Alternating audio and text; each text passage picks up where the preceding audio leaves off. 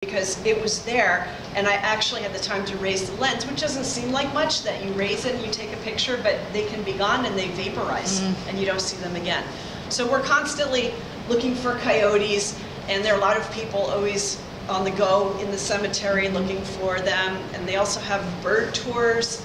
So it's not just about the cemetery. But lest we be disrespectful, again, going back to Jacob Bigelow, it was about a place of transformation. And so it's about the circle of life.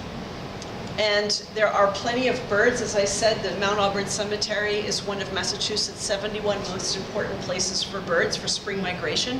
And that also brings hundreds of people to come to the cemetery, and they lead bird walks early in the morning. And these warblers come and descend on the trees. Now, warblers are very, very interesting creatures. They're tiny little birds.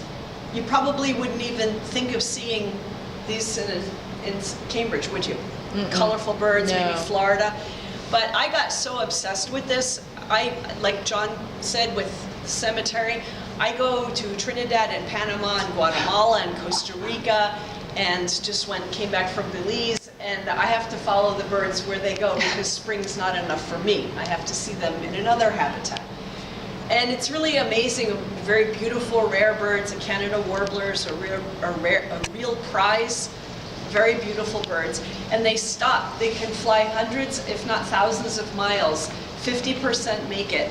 No food, no water, nothing. They go through everything: fear, hunger, thirst, exhaustion.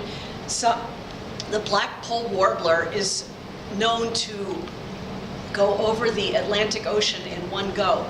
Couple thousand miles. It doesn't stop. They don't even weigh a quarter pound. They weigh a couple of ounces.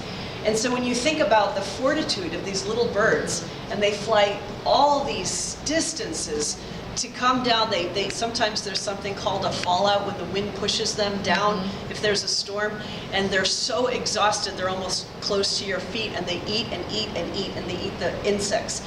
So it's very important for us when we have our gardens not to use pesticides, not to kill things, because in killing you don't selectively kill, you kill everything.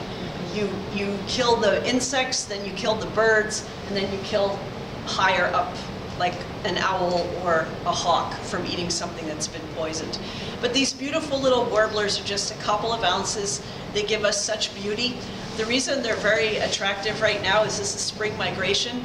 So they're going north where they'll have their families. And it's an